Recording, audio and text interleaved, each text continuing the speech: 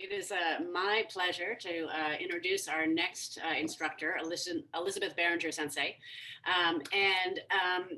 Beringer Sensei has a deep, deep background with over 40 years of experience in both Aikido and the Feldenkrais method. And in particular, she's really gotten the opportunity to go to the source, to train with people who are really well known in the field as founders or close to the founder, and specifically is one of the few Americans, I think, who really got to study intensively directly with Moshe Feldenkrais. And his work, for folks who might not be familiar, is really influential, I think, for Aikidoists because he had such a deep background in judo, and so was able to bring that experience to this very inquiry-based movement practice that makes it super relevant for what we do on the mat as Aikidoists. And I have definitely had the benefit from taking several of Beringer Sensei's classes in Feldenkrais directly after an Aikido class. And it really is a special experience because what we do in Aikido is so focused on reacting to another person in movement. So to have the opportunity to slow that down and have the process be solo inquiry practice is really, really deep. And I think that was really why we wanted to make this invitation out during the Solstice seminar to get that perspective brought to people's Aikido to add another deep layer. So I am super excited, and we really are in for a treat with Beringer Sensei's class coming up. So take it away. Thank you for that introduction, Mallory. I appreciate it, and really excited to be here with everybody. And I feel like the two prior classes are really set me up. I wasn't there for the first class of the day, but probably that set me up too. Just a couple of words of introduction. So as Mallory said, I started both Feldenkrais and Aikido when I was quite young, one 19, the other when I was 20. And so the two practices have really become completely intertwined for me. And they are, in a certain way, two sides of the same coin. Feldenkrais had, a pretty significant background in judo. He had dabbled in the martial arts. He'd written a book about self-defense. And when he was in Paris studying, he met Professor Kano. He always referred to him as Professor Kano, the founder of judo. And Kano Sensei was looking to start a dojo in Europe, and he kind of tapped Moshe Feldenkrais to be the person that would help make that happen, and sent over a Japanese teacher, and they started the first judo dojo in Europe together in the 30s. And one of the things that Feldenkrais said was, after a while, he realized that people were, by doing judo, they were getting basic education, that they were learning things that humans needed to know. And that he also thought, most people are never going to come into a judo dojo and learn these things. So how could I start to teach some of these things, which are so important and are so meaningful to my judo students, in another way? And that really led him over a period of time to the Feldenkrais method, to found the Feldenkrais method. So I'm going to lead you through a Feldenkrais lesson today, and just a couple of introductory comments about that. So for example, in Lisa's class, we did all these very cool movements. In a Feldenkrais class, we would probably take one of those roles and go into it in depth and really develop it and keep taking it to another level and another level and another level, which is just a different approach. And once, it's kind of like you do a whole class on Shomenuchi Ikkyo and just work on different elements and go deeply, deeply, deeply. And then in another class, you just, again, bring it in. So that's the approach. And it's because one of the things we're really interested in is the unconscious habits that people get into, and that are holding them back from fully expressing themselves. And Yeah, so I think that's a good enough introduction, and I'll keep talking as we go. Do I have to look at myself the whole time? I'd really rather see the whole screen here. I need to put it in gallery view. That's what I need to do. Okay, so you need a place on the floor that you have some space around you. We're not going to move as much as you were moving with Sam and Lisa, but enough space to lie down and not bump into anything. So we're going to start lying on the back. And so just lie down on your back, make yourself comfortable.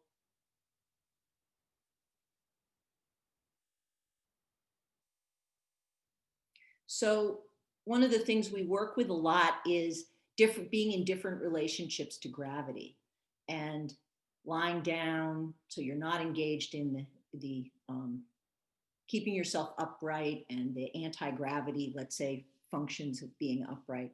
So just let your weight sink into the floor and sense yourself on the floor. And especially usually when we lie down, the breathing will open up a little bit, will broaden, deepen. So just allow that to happen.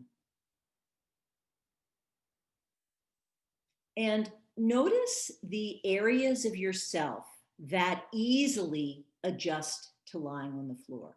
Notice the areas of yourself that easily take support from the floor. So for example, if you've had an injury somewhere, let's say one leg has been a little painful or you've had an injury there, sometimes we'll notice that leg stays toned as if it doesn't want to have its weight resting on the floor, and the other one will just let go. Those are the kinds of habits that fall below our consciousness that we want to bring forward in this process. So if there's any part of you that you notice is somehow reluctant, I would say to come into the present, because right now your present is just lying on your back on the floor, breathing. So if there's some part of you, and areas that are often reluctant, the neck, the shoulders, the whole pelvic area and abdomen. Sometimes it's difficult to let the ribs move fully for breathing.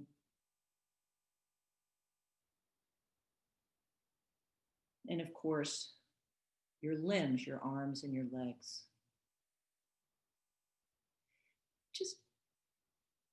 Just get an overall sense of yourself, which parts of you really give their weight to the floor and which parts less.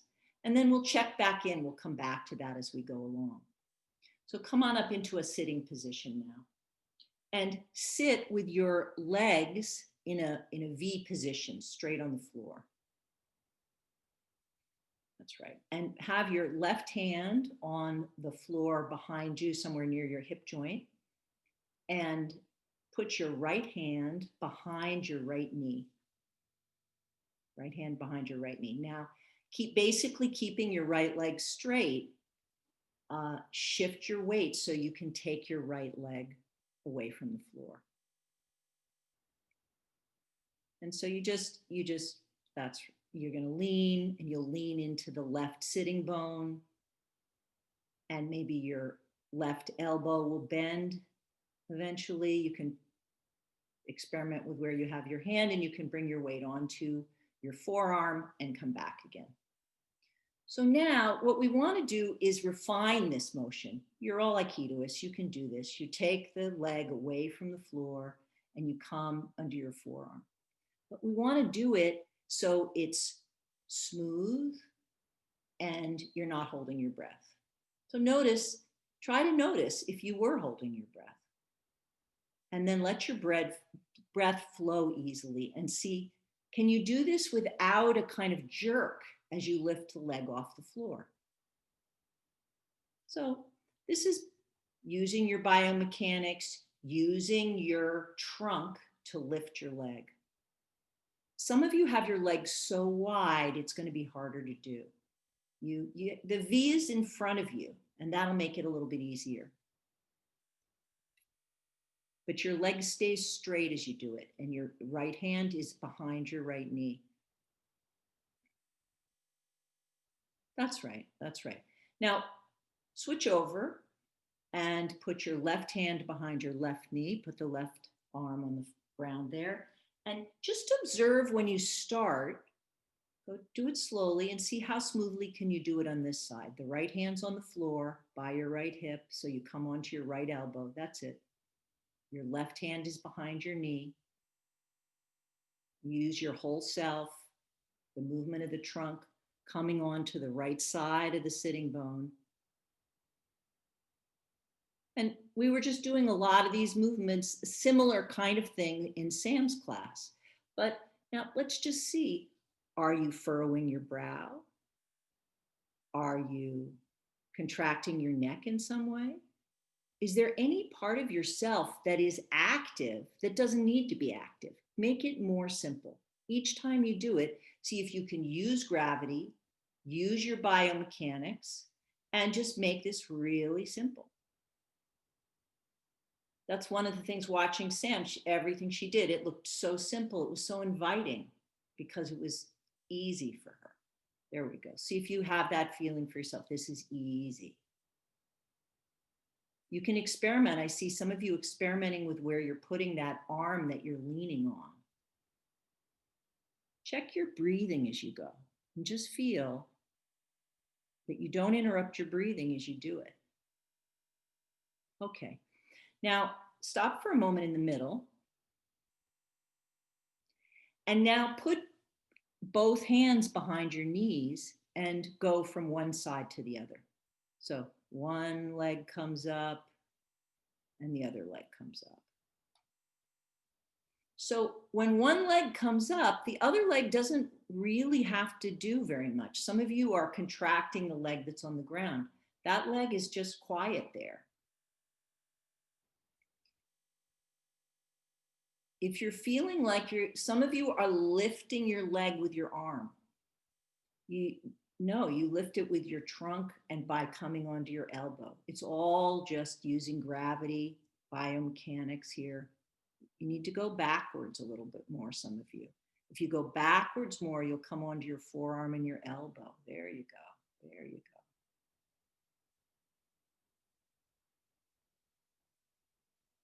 See, you want to get to a level of fluidity that you could do this for a long time. Okay, that's nice. Lie on your back and just pause on your back for a moment.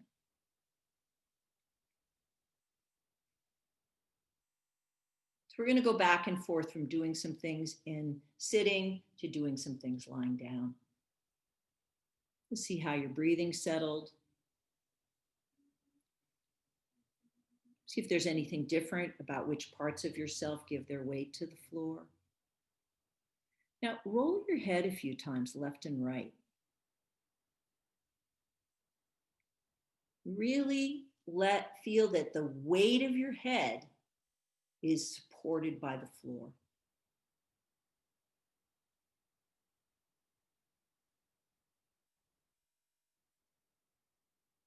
Put your head in the middle. Bend your knees so your feet are standing. And now a few times, tilt your pelvis so your low back goes into the floor. And send the force from the tilting of your pelvis up to your head. And then come back to the starting position.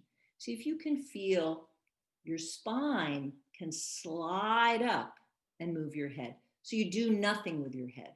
Your head and neck are completely passive. Your legs stay in the middle and you just tilt your pelvis so the low back goes towards the floor, and you feel if when your spine is free to move, that'll move your chin a little bit away from your chest. See if you can, again, not interrupt your breathing. Breathing goes freely. And then begin to add the other direction. So you tilt your pelvis also so the low back comes away from the floor. You tilt the pelvis a little bit upwards and a little bit downwards. The pelvis stays on the floor as you do that all the time. The weight of the pelvis rests on the floor. That's right. And you once the spine starts to slide, then you'll feel that your head will move up and down a little. Some of you are adding head movement. You do nothing with your head, nothing with your neck. You just feel that movement go through your spine. It's like all the muscular attachments of the spine are getting this kind of internal massage because the spine slides a little bit up and down as you do that. Because, of course, the spine and the pelvis are intimately connected. Okay, straighten your legs and rest for a moment. So when Feldenkrais was taking principles from judo that he wanted to explore in general human movement, of course, moving from the center was a very important one. And another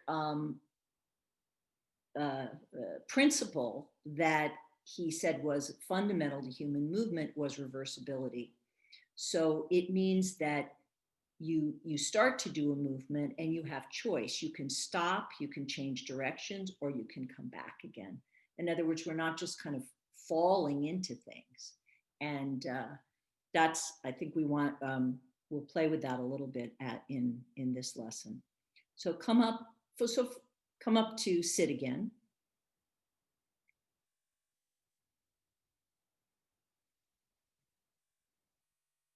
And put your two hands behind your knees.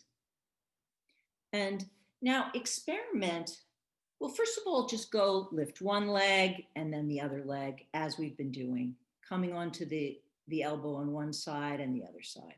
And see if you can do that in what I was talking about, a reversible way. It means that at any moment, you can decide not to go as far and go back again.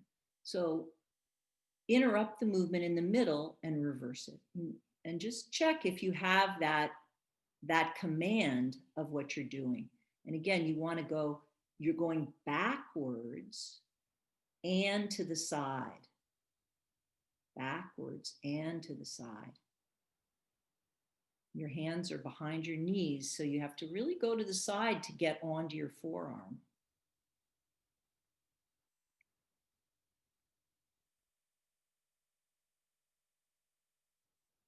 Okay, now sit in the middle there and see if you can take both legs away from the floor and balance yourself. And as much as possible, you want to do that. Again, your hands are behind your knees if possible for you.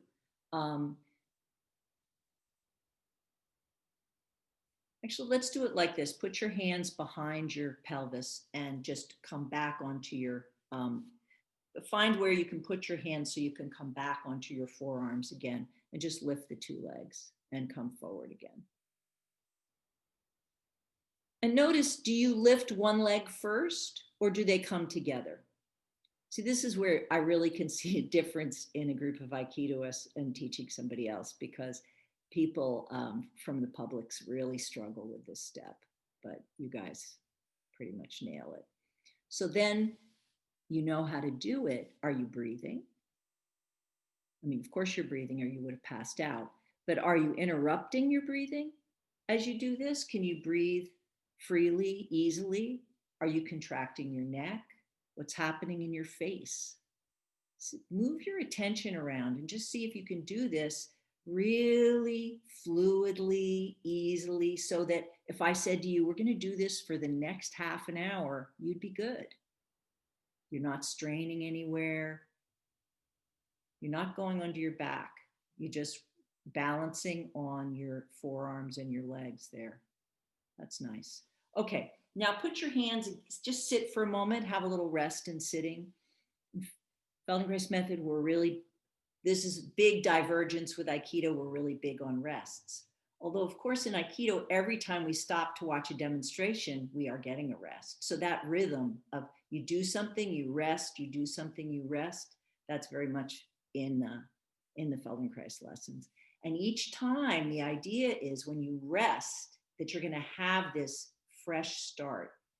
And particularly because we are all the time on the path of When are we adding things to the movement that don't need to be there? How can we catch these habits that can be from traumas we've had or from injuries? Sam was getting at this a little bit, these habits of stress that we can enact in ourselves. And sometimes you can easily go in and out of them once you're aware they're there. And sometimes they're below the surface of our awareness. So in this process of moving slowly, we want to be able to see if we can sense some of those things. Okay, put your hands behind your knees. You're in the V position. And now lift one leg and then the other, and then put the first leg down and go play around like that. You lift one leg and then you lift the other. And see if you can move your attention around so you're really sensing your whole self, making sure you're not doing what Feldenkrais would call a parasitic action that doesn't belong here, like furrowing your brow or holding your breath or contracting your abdomen.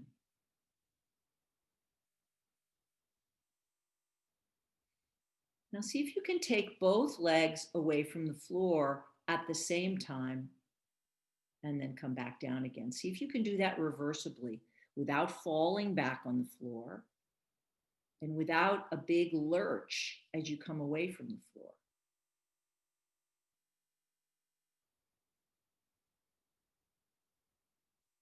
That's looking better. That's looking better. Okay, stay balanced with your two legs up. And now keep your legs in the same place in space and move your pelvis backwards and forwards. Move your center so the back of your pelvis comes onto the floor and comes away from the floor. Or let's just say towards the floor. So see if you find a place you can balance and you do that same movement we were doing on the back, but now you do it in a very different position. So see if your legs can stay in the same place and you can move the back of the pelvis, let's just say towards the floor to begin with. And then when you come forward, push your belly forwards so that your belly comes back a little and then it comes forwards. You can see everybody needs a rest because half the people stopped. So everybody rest for a minute. Sit with your legs in the V position and just do that movement with your pelvis here.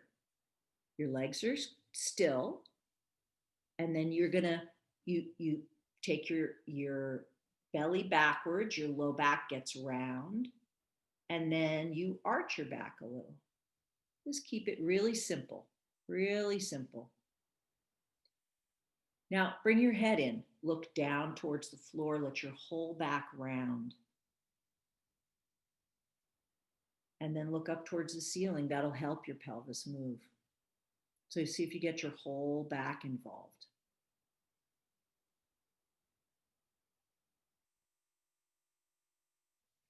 Add your breath. Breathe out as you look down and in as you look up.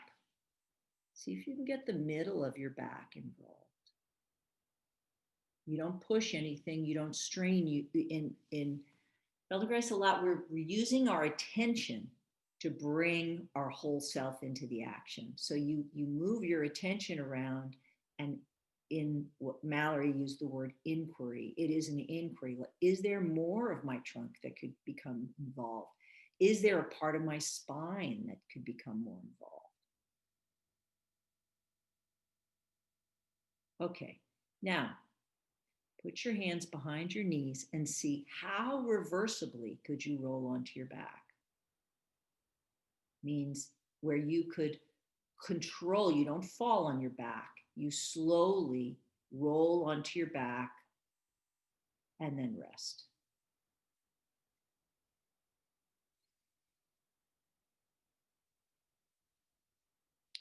When I studied with Feldenkrais, at one point, he was teaching a group of 220 people and leading them through teaching them a judo roll.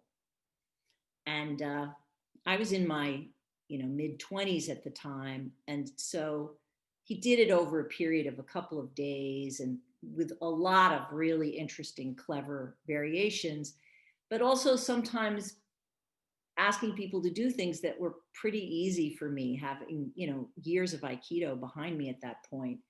And and I was getting bored. And then he suggested this idea of doing it reversibly, like do a front roll reversibly. And that was, it just, at first, it didn't seem possible to me. And he's always talking about the impossible becomes possible, the possible becomes easy, and the easy becomes elegant. That's the idea. Okay, so you're lying on your back, and just see if there's anything different in how you're lying now.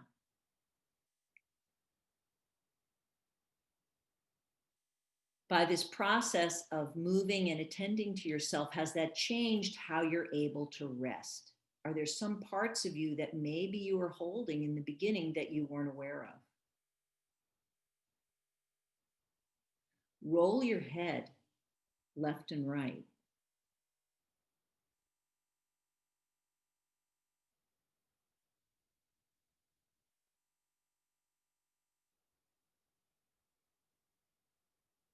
See if that's any easier. Bend your knees so your feet are standing.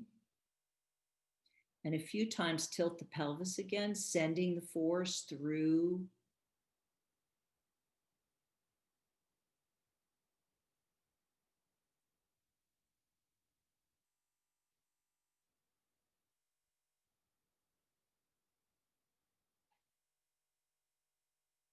so that your chin moves a little bit towards your chest and away from your chest. Okay, and then come up to sit again. Have your legs in the V position. I see people are doing different things with their hands, and that's fine. That's not going to really disturb what we're doing here. So have your hands behind the knees if it's comfortable, but you could also have your hands back if that's going to work better for you. Now bring the two legs up in the air, and a few times do that tilting where you just bring the back of the pelvis onto the floor and you come up again. You don't roll onto your back. You stay sitting. And really, the idea is that your legs stay in the same position in space. And you just bring a little more of your pelvis onto the floor. It doesn't have to be the whole pelvis. See if you can do a little bit more of the pelvis onto the floor. Now, as you continue doing that, instead of coming up in the middle, go backwards and then come up and sit on the and be on the left sitting bone, and then go back down again into the middle and come up so that you're really tall over your left sitting bone.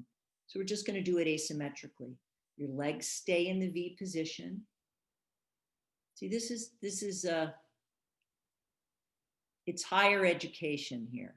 It's like Feldenkrais would say, there's no end to improvement. In that sense, we are always joking in the Feldenkrais method that we need to work out how to put do on the end, Felden do, because that's philosophy of you can always improve. You guys are all able to do all kinds of sophisticated rolling, and now this is a little new challenge.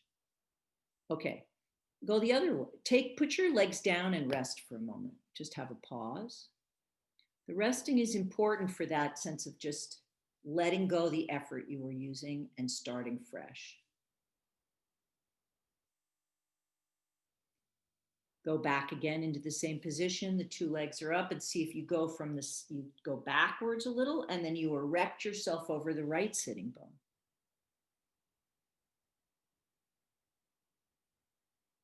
See if the legs can stay more or less in the same place in space.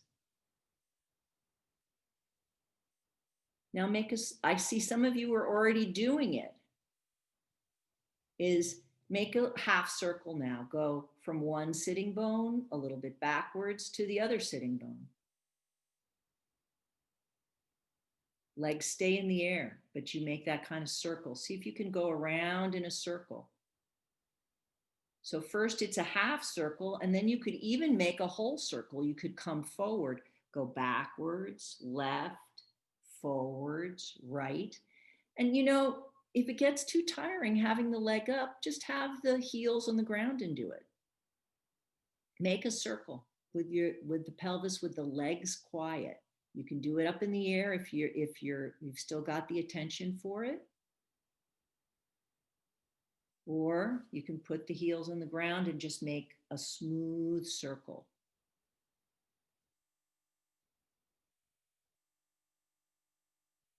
Okay, now just sit with your legs in the V. See, is it any easier to sit there now? Do you have a little more versatility in how you can come onto the pelvis there?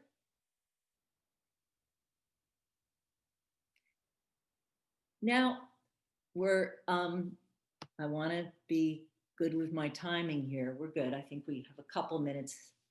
We can,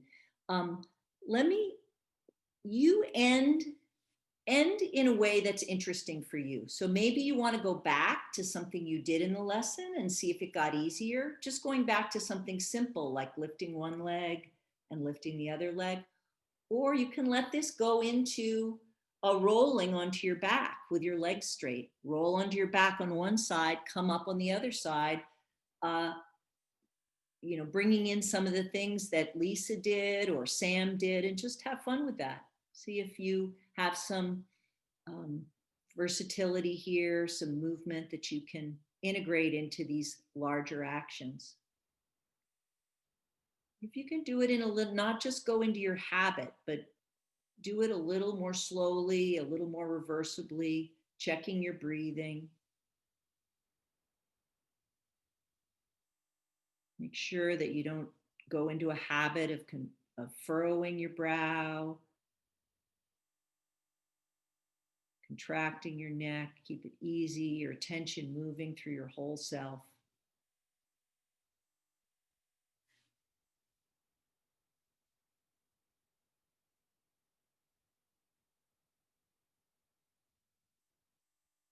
And then lie on your back one more time.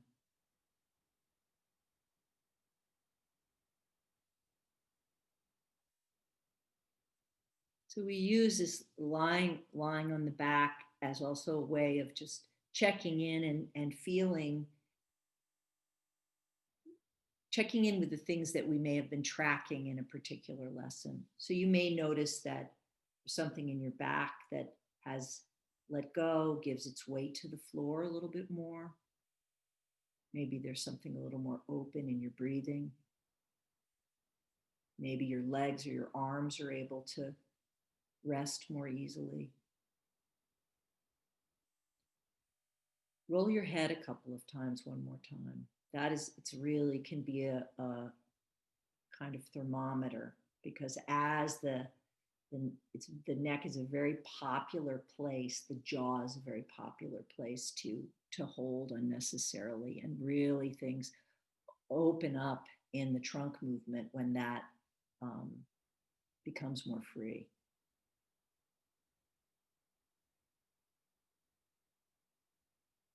And then come up to sit reversibly, slowly, sensing yourself the whole time, noticing if there's anything you're using to do that you don't need to do. Lie down again. Do it the same way. Lie down, do it reversibly, sensing yourself, looking for something that's pleasurable where you feel your whole self moving, and then lie down a different way.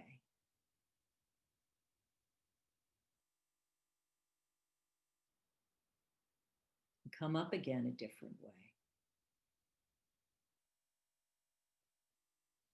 And next time you're up, we'll stop here and have time for a few comments or questions.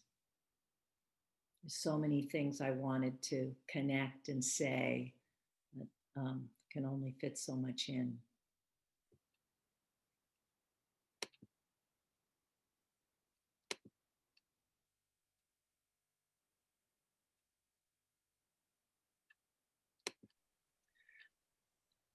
I had a question. I really noticed I injured myself a while ago and I thought I was all better, but when I lay down, I really felt what you were saying about something being held there.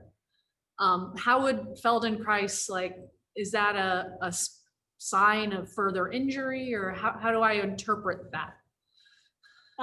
Well, injuries leave, they leave traces. And a lot of times what we would say is you don't people stop as soon as the pain goes away, but they don't really go back fully to symmetrical functioning. One way to work with that is just slowly. You do a movement on the side where you're happy with the movement and you don't feel it, really slowly. And then you do it on the other side and you notice, you know, I'm not getting the trunk support on this side, or my shoulders hiking up. It's a really key for us, the moving slowly. It allows us to sense things that in a dynamic situation we don't sense. I've worked with so many injured Aikidoists, and really that you can trace these lines of the injuries through the system, and you can complete the healing, so to speak. You don't Yeah, need an expert to do it. Yeah, I think we have this mental, like, oh, it's not painful, it's gone. that's And right. that's what I noticed. Like, I thought it was gone and it really wasn't gone. Yeah, yeah. And that, you know, being asymmetrical is normal, but when you notice something like that is connected to injury, it's worth exploring. So that's a useful insight. Yeah, thanks for that. Yeah, if folks have more questions, come to the chat. Come intentionally to the chat and use your opposite hand to type in the question. Notice how that feels. And as you're doing that, I'll take the opportunity to ask my question. Thank you. I love the phrase that you used, the parasitic movement, and we would just call that like a habit, maybe. That's in Aikido. Right. But curious if you can talk a little bit more about that, and if there are common parasitic movements, and maybe specifically some very common parasitic things that Aikidoists do a lot that you've noticed. Well, the facial expressions, all the facial expressions of concentration, which actually immediately impact breathing and impact the center. The face and the jaw, the mouth immediately impacts our center. So that's one thing. I mean, a little bit of it is very human, but when it starts to be a pattern, I think it can be problematic. The shoulders, you just see that so much in Aikido and in humans in general, the restricting of the shoulders, because I think we all need to damp down our emotions sometimes. And, that can become habitual. And so then they bring that into Aikido, of this whole area is being more of a piece, working as a piece.